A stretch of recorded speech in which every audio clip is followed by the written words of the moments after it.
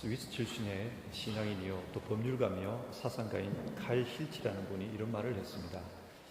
우리의 생애에서 최고의 날은 자기의 사명, 즉 하나님께서 이 땅에서 나를 어떤 목적에 쓰시려고 창조하셨는지를 자각하는 날이다. 그렇습니다. 사람은 자신의 존재 목적을 아는 것이 중요합니다. 여러분, 우리 존재 목적이 무엇일까요? 이사야서 43장 7절의 말씀입니다. 내 이름으로 불려지는 모든 자, 곧 내가 내 영광을 위하여 창조한 자를 오게 하라.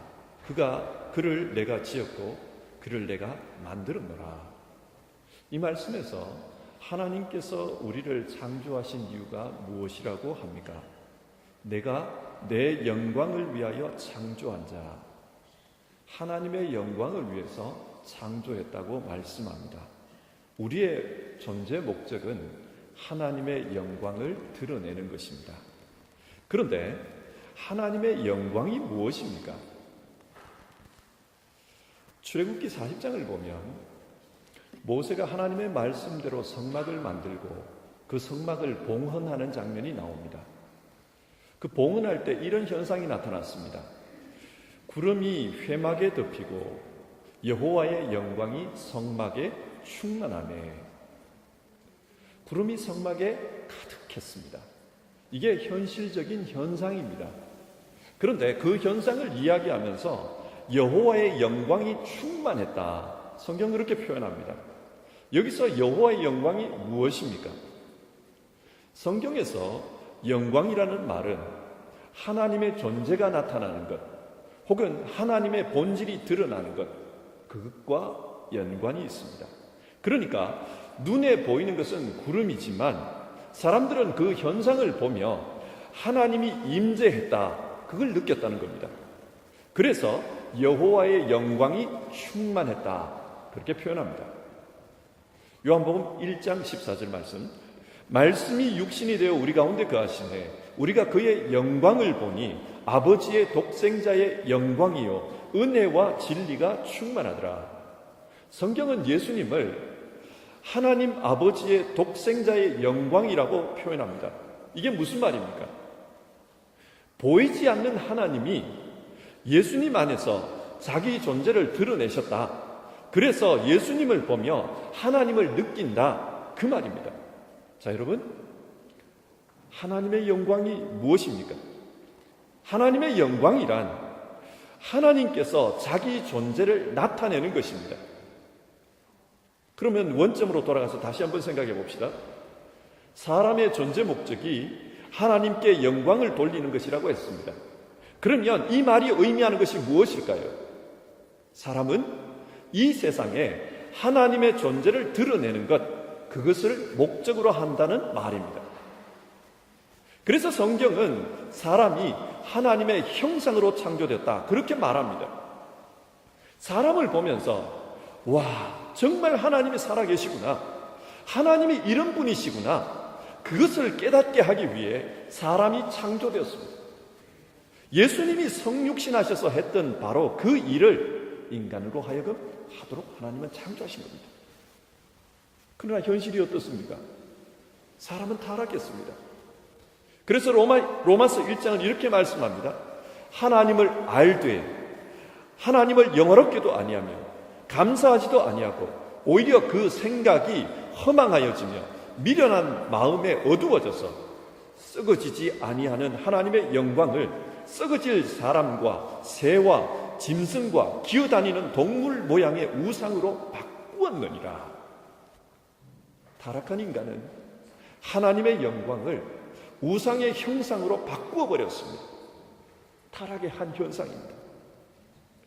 그래서 이 땅에 살아가는 인간들은 하나님의 영광을 드러내지 못했습니다.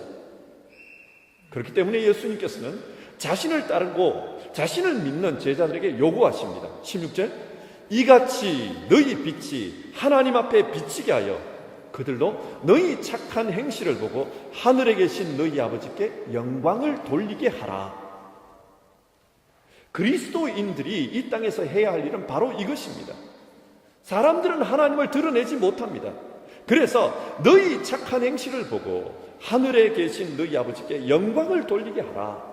영광을 나타내는 것이 우리 그리스도인들이 해야 할 일입니다. 그런데 여기서 말씀하는 너희 착한 행실이 무엇을 의미할까요?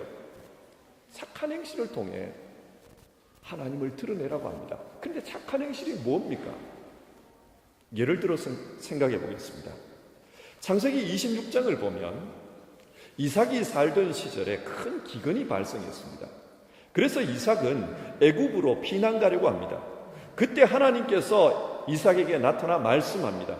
너는 애굽으로 내려가지 말고 내가 네게 지시하는 땅에 거주하라. 그리하면 내가 너와 함께 있어 네게 복을 주고 아브라함에게 맹세한 것을 다 이루어 주겠다. 이삭은 하나님의 그 말씀을 믿었습니다. 그래서 그랄 땅에 머뭅니다. 그러자 정말 믿을 수 없는 일이 발생했습니다. 기근 중에 큰 성공을 거두었습니다. 농사를 지었는데 100배의 결실을 맺었다고 합니다.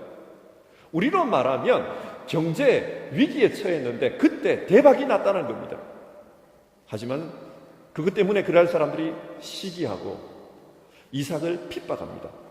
고난을 당합니다. 쫓겨납니다. 그러나 그렇게 쫓겨다니는 중에도 마침내 이삭은 광대한 땅 르호봇을 얻게 됩니다. 그리고 고향인 브엘세바로 돌아옵니다. 그런데 그때 그랄 왕과 그랄의 군대 장관이 이삭을 찾아옵니다. 이삭이 묻습니다. 얼마 전에 당신이 나를 미워해서 쫓아내고는 무슨 일로 나를 찾아왔습니까? 그러자 그랄 왕이 이런 말을 합니다. 창세기 26장 28절과 29절 말씀입니다. 여호와께서 너와 함께 계심을 우리가 분명히 보았으므로 우리와 너 사이에 언약을 맺으리라. 너는 우리를 해하지 말라. 이제 너는 여호와께 복을 받은 자리라. 여러분, 이 사람들의 말을 잘 한번 살펴보십시오. 이들은 분명히 이삭을 쫓아냈습니다. 쫓아낼 수 있었던 것은 자신들의 군사력이 이삭보다 더 세었기 때문입니다. 그런데 지금 이들이 찾아와서 이삭 너는 우리를 해하지 말라 그렇게 부탁합니다. 더 강한 자가 왜 찾아와서 이런 부탁을 합니까? 하나님이 너와 함께 계심을 분명히 보았노라. 이유는 여기에 있습니다. 무슨 말입니까? 이삭은 하나님의 영광을 드러내는 사람이었습니다. 하나님은 이삭을 통해서 하나님이 살아계신다는 것을 보여주셨습니다. 그는 하나님의 말씀을 믿고 그 말씀대로 살았습니다. 그러다 보니 사람들의 눈에 하나님이 이삭과 지금 함께 하신다는 것이 보였습니다. 하나님은 이삭의 이런 삶을 통해 자신을 드러내셨습니다. 여러분, 여기서 성경이 말씀하는 너희의 착한 행실이 무엇을 의미합니까? 하나님의 말씀을 믿고 그 말씀대로 사는 것입니다. 그게 착한 행실입니다. 또 다른 예를 들어보겠습니다. 역대하 20장을 보면 여호사밧 왕의 이야기가 나옵니다. 유다의 주변 나라인 모압과 암몬, 에돔이 연합해서 유다를 쳐들어옵니다. 갑자기 쳐들어왔기 때문에 여호사밧 입장에서는 손쓸 방도가 없었습니다. 두려웠습니다. 그래서 여호사밧은 하나님께 기도합니다. 역대하 20장 3절 말씀입니다. 여호사밧이 두려워하여 여호와께로 낯을 향하여 간구하고 온 유다 백성에게 금식하라 공포하네. 여호사밧은 이 위기 앞에서 여호와의 전에 들어가 간절히 기도했습니다. 그리고 백성들에게도 금식하며 기도하라고 선포를 합니다. 그러자 하나님께서 응답을 주십니다. 역대하 20장 15절 여호사밧 왕이여 들을지어다. 너희는 이 큰 무리로 말미암아 두려워하거나 놀라지 말라. 이 전쟁은 너희에게 속한 것이 아니요 하나님께 속한 것이라. 여호사밧은 응답을 받았습니다. 이 전쟁은 하나님이 하신다는 것입니다. 그래서 그는 찬송을 부르며 전쟁터로 나아갑니다. 군인들이 총칼을 들고 나간 것이 아니라 찬송을 부르며 나아갑니다. 그때 이상한 일이 벌어집니다. 전쟁터에 가보니 적군들이 자기들끼리 싸우고 있었습니다. 내부 분열이 일어난 겁니다. 그래서 유다는 가만히 앉아서 그 전쟁에서 승리했습니다. 그날에 적군으로부터 탈취한 전리품이 얼마나 많았는지 한꺼번에 다 가지고 올 수가 없어서 사흘에 걸쳐서 그 전리품을 가져왔다고 합니다. 그 후 전쟁이 일어났던 그곳을 브라가 골짜기라고 불렀습니다. 브라가 찬양이라는 뜻입니다. 위기가 변해서 찬양이 되었습니다. 여러분, 성경이 이 사건을 통해서 무엇을 말합니까? 시편 50편 15절, 환난 날에 나를 부르라. 내가 너를 건지리니 네가 나를 영화롭게 하리라. 하나님께서는 고난 중에 있는 사람에게 기도하라고 말씀하십니다. 그러면은 너가 나를 영화롭게 하리라. 너를 통해서 내 영광이 드러날 것이다. 그렇게 말씀합니다. 이 말씀이 여호사밧에게 그대로 이루어졌습니다. 이 일이 일어나자 주변 나라들이 어떤 반응을 보였는가? 역대하 20장 29절입니다. 이방 모든 나라가 여호와께서 이스라엘의 적군을 치셨다 함을 듣고 하나님을 두려워함으로, 여러분 보십시오. 이 전쟁을 통해서 이방 나라들은 하나님께서 그 전쟁에 개입하셨구나, 그렇게 평가를 하고 있습니다. 무슨 말입니까?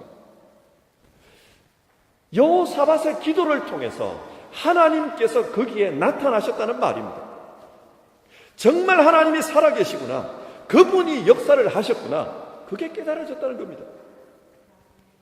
여기서 성경이 말하는 너희의 착한 행실이 무엇입니까? 그것은 하나님 앞에 무릎 꿇는 기도입니다. 신앙생활은 하나님의 말씀과 기도를 축으로 합니다. 하나님의 말씀과 기도, 이렇게 신앙하는 가운데 하나님을 본받아 바르게 사는 것, 하나님의 의를 드러내는 것, 그것이 우리가 해야 할 일입니다. 성경은 이것을 빛과 소금이라고 부르고 있습니다. 지난주에 살펴보았지만 소금과 빛은 정말 중요한 존재입니다. 세상에 없어서는 안 될 존재입니다. 왜 이렇게 중요합니까? 세상은 세상의 논리대로 돌아갑니다. 적자생존, 약육강식, 생존의 원리, 그렇게 세상은 돌아갑니다. 그런데 그렇게 살다 보면 세상 사람들은 하나님 나라를 경험할 수가 없습니다. 하나님은 하나님 나라를 주길 원합니다. 그러나 하나님 나라를 경험할 수 없습니다. 그래서 그리스도인들이 해야 할 가장 중요한 일이 뭔가? 하나님 나라가 있다는 것을 보여주는 것, 그리고 예수님을 믿는 믿음으로 그 하나님 나라에 들어갈 수 있다는 것, 그것을 보여줄 겁니다. 예수님은 이 일을 하는 제자들을 세상의 소금, 세상의 빛이라고 불렀습니다.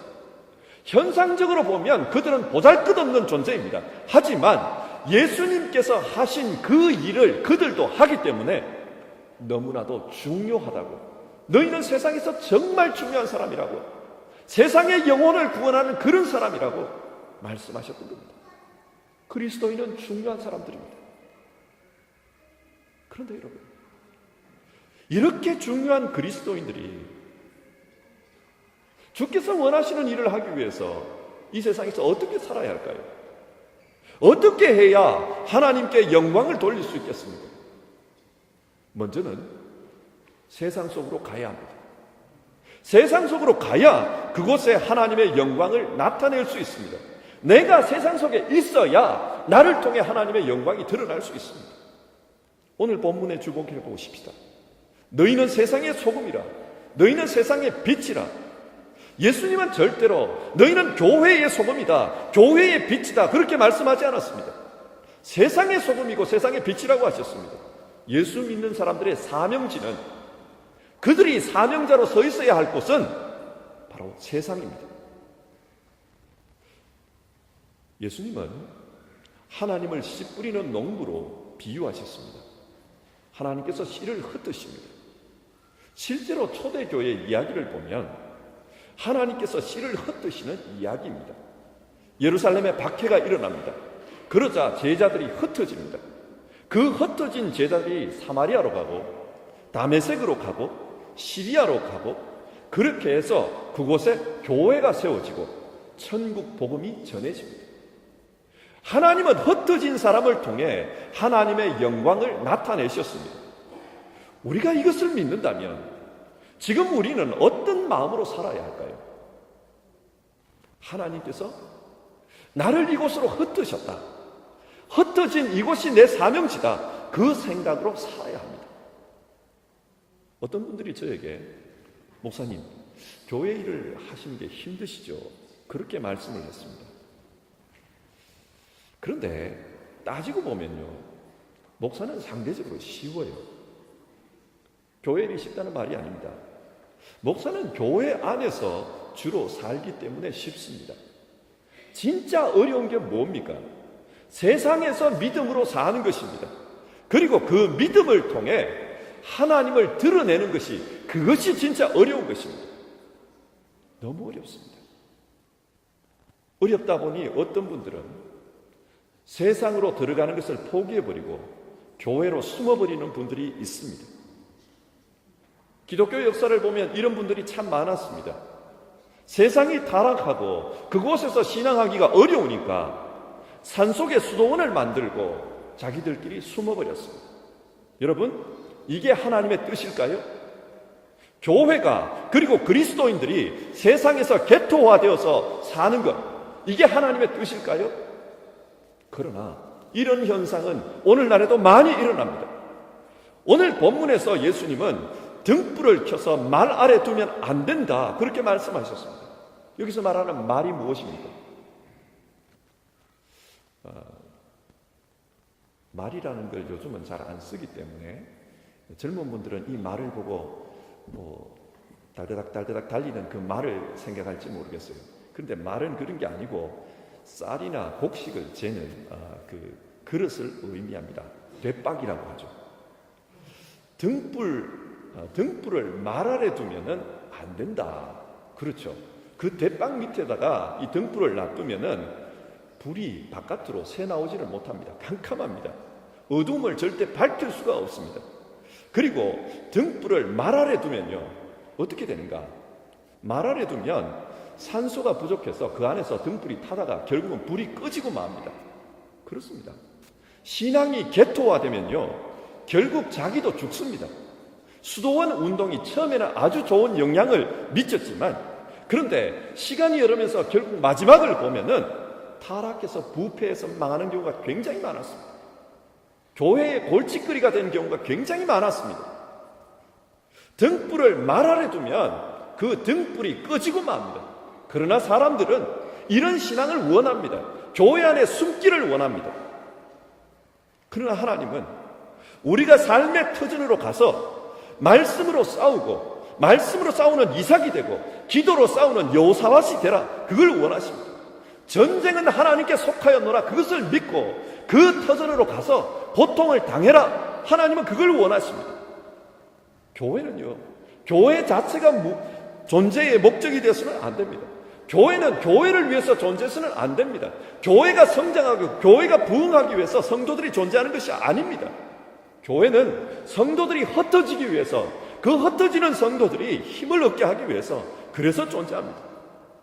아무리 교회 생활 열심히 해도 하나님이 세워주신 세상에서 신앙에 실패하면 그 사람은 실패한 사람입니다. 존재의 목적을 잃어버린 사람입니다. 우리의 사역지는 세상입니다. 여러분 기억하십시오. 우리는 교회에서 열심히 사는 것도 중요하지만 그것보다는 세상에서 열심히 신앙으로 사는 것이 중요합니다. 교회에서 하는 것의 10분의 1이라도 우리가 세상에서 기도하고 열정을 다해서 산다면, 교회에서 예배하는 것의 10분의 1이라도 우리가 세상에서 정말 산제사를 드리는 그런 삶을 산다면 우리 삶은 달라질 것입니다. 하나님은 그것을 원하십니다.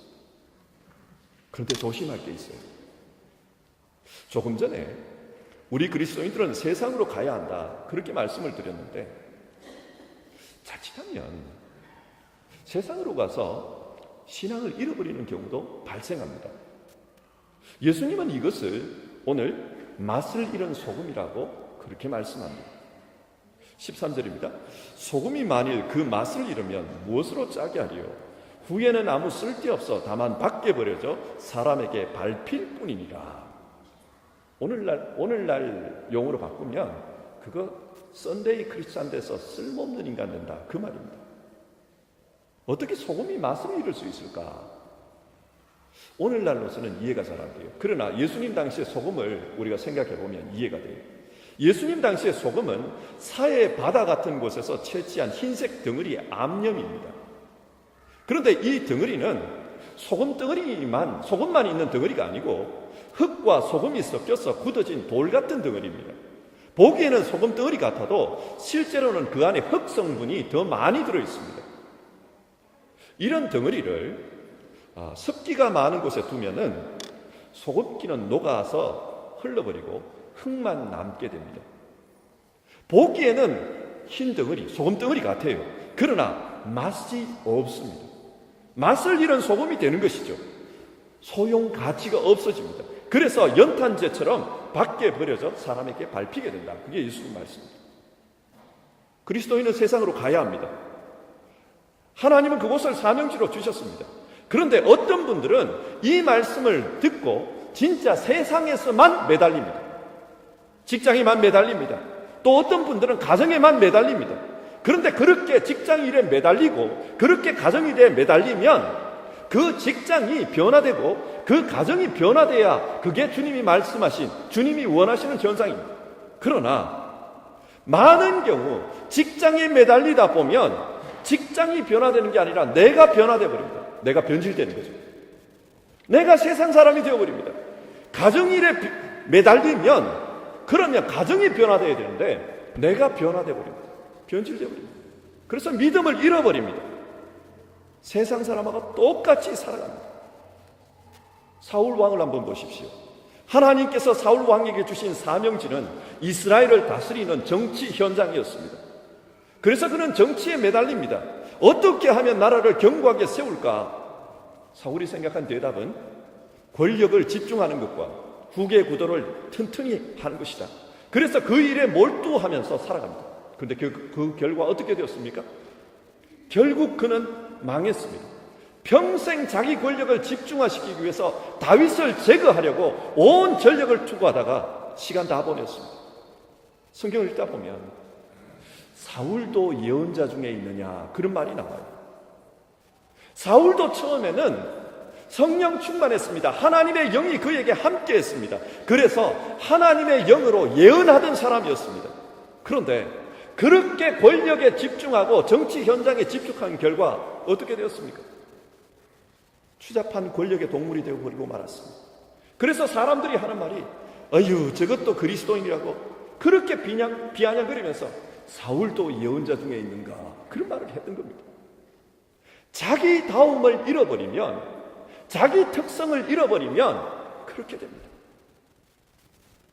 예수님은 하나님의 아들이지만 이 세상에 하나님 나라를 위해 사는 것이 쉽지 않다는 것을 아셨습니다. 그래서 하나님의 아들이지만 늘 기도했습니다. 성경은 습관을 따라 기도했다고 말씀합니다. 자기 다움을 잃지 않기 위해서 그렇게 기도했습니다. 우리도 신앙생활을 하며 세상으로 갔을 때 그리스도인의 특성을 잃지 말아야 합니다. 우리가 왜 주일마다 예배를 드립니까? 왜 또 때를 쫓아서 기도를 드립니까? 우리답게 살기 위해서입니다. 이게 중요합니다. 이걸 잃어버리면 우리 역시 발에 밟히는 소금이 되고 말 것입니다. 말씀을 맺겠습니다. 예수님은 우리 그리스도인들을 정말 중요한 존재로 보셨습니다. 그래서 너희가 세상의 소금이다, 너희가 세상의 빛이다 그렇게 말씀해 주셨습니다. 그리고 세상의 소금과 빛으로 살기 위해서는 자기 소명을 깨닫고 가장 자기답게 살아라. 그 자기다움을 가지고 세상에서 맛을 내고 빛을 밝혀야 된다 말씀해 주었습니다. 이런 말씀을 드리면 나는 소명이 없는데, 나는 소명이 뭔지 모르겠는데 그런 분들이 있을지 모르겠습니다. 날 때부터 곱추였던 한 여자분이 있었습니다. 그분은 17살이 될 때까지 집 밖에 나가본 적이 없었습니다. 그리고 그분의 부모 역시 집 바깥으로 내보내지를 않았습니다. 창피했기 때문이었습니다. 그런데 17살이 되던 어느 날 어떤 분의 설득으로 태어나서 처음으로 교회 수련회라는 곳을 가게 됩니다. 그 교회 가보니 그날 마침 성령님에 대한 강의가 있었습니다. 그러면서 강사 목사님이 그런 말을 하는 거예요. 자, 여러분, 이제부터 여러분들에게 10분의 시간을 드릴 테니까 바깥으로 나가서 마당이든지 산이든지 어디든지 가서 성령님께서 여러분에게 깨닫게 하신 바가 무엇인지를 들어보십시오. 여러분은 세상으로 보냄받은 사람들입니다. 그것을 들어보고 다시 여기 우리 모입시다. 그렇게 말씀하는 거예요. 사람들이 다 바깥으로 나갔습니다. 이 소녀도 나갔습니다. 그런데 나가보니까 바깥에 좋은 자리는 사람들이 이미 다 앉아 있었어요. 사람 만나는 걸 꺼리는 성격이기 때문에 이 소녀는 자기도 모르게 사람들이 없는 곳으로 구석으로 찾아가게 됐습니다. 그곳이 어디였나? 가보니까 쓰레기통 옆이었어요. 그래서 속으로 이런 생각을 합니다. 야, 나는 어딜 가나 쓰레기구나. 나는 어딜 가나 쓸모없는 인간이라서 쓰레기통 옆에 있구나. 한숨을 푹 내쉬었습니다. 그렇게 한숨 쉬고 있는데 어떤 한 소년이 오더니 쓰레기통 속에 손을 넣어가지고 뭔가를 자꾸 찾는 거예요. 이 소녀가 궁금했습니다. 그래서 용기를 내서 난생 처음으로 모르는 사람에게 말을 걸었습니다. 저 쓰레기통을 왜 뒤지시는 거예요? 빈 깡통이나 혹시 종이가 있는가 찾고 있습니다. 그걸 찾아서 뭐 하려고요? 이걸 가지고 가면 돈이 돼요. 팔아서 우리 할아버지 할머니 약 사드려야 해요. 그런 이야기를 하는 거예요. 이 소녀가 그 소년이 사라진 다음에 곰곰이 생각을 했습니다. 그 가운데 성령님께서 감동을 주셨어요. 아, 쓰레기도 쓸모가 있구나. 나 같은 쓰레기도 쓸모가 있겠구나. 저 쓰레기를 팔아서 노인들의 약값을 할 수도 있다면 나처럼 병들어 누워있는 그런 사람을 위해서도 나도 약이 될 수가 있겠구나. 그런 생각이 든 거예요. 그래서 이 소녀의 생각이 달라집니다. 훗날 교회에서 경영하는 양로원에 들어가게 되었고 거기서 평생을 봉사자로 살았다고 합니다. 여러분, 우리는 내 자신이 의미 없다고 생각할 수 있어요. 뭐 때문에 여기 있는지 모른다고 생각할 수도 있습니다. 그러나 하나님께서는 의미가 있어서 우리를 보내주셨습니다. 하나님께서 나를 왜 이곳에 보내셨나? 그것을 찾으면 우리의 삶은 의미가 있었습니다. 그리고 그 의미를 발견하는 순간 우리의 인생은 달라집니다. 너무 귀하게, 너무 소중하게 그렇게 변합니다. 그래서 주님은 우리에게 우리의 존재 목적을 찾고 그 존재 목적으로 살라고 말씀합니다. 16절입니다. 이같이 너희 빛이 사람 앞에 비치게 하여 그들로 너희 착한 행실을 보고 하늘에 계신 너희 아버지께 영광을 돌리게 하라. 우리는 이 일을 위해 창조되었습니다. 우리의 삶을 통해 하나님을 드러내라고 이 일을 위해 이곳에 보냄을 받았습니다. 사랑하는 성도 여러분, 우리 삶의 자리에서 주께서 맡기신 그 사명을 깨닫고 그리스도인답게 삽시다. 하나님께서 우리의 삶을 귀하고 아름답게 만들어 가실 줄 믿습니다. 기도하겠습니다. 하나님 아버지, 우리 모두는 하나님의 뜻 가운데 이 세상에 왔습니다. 하나님의 뜻을 이루며 사는 우리 모두 되게 하옵소서. 말씀과 기도 가운데 하나님을 드러내는 사람이 되게 하옵소서. 좀 더 구체적으로 이 세상에서 하나님 사람 되게 하옵소서. 그리고 이 세상에서 우리의 특성대로 살아 진짜 소금의 짠맛과 빛의 아름다움을 드러내는 사람들 다 되게 하옵소서. 우리를 통해 하나님이 드러나기를 원합니다. 예수님의 이름으로 기도드립니다. 아멘.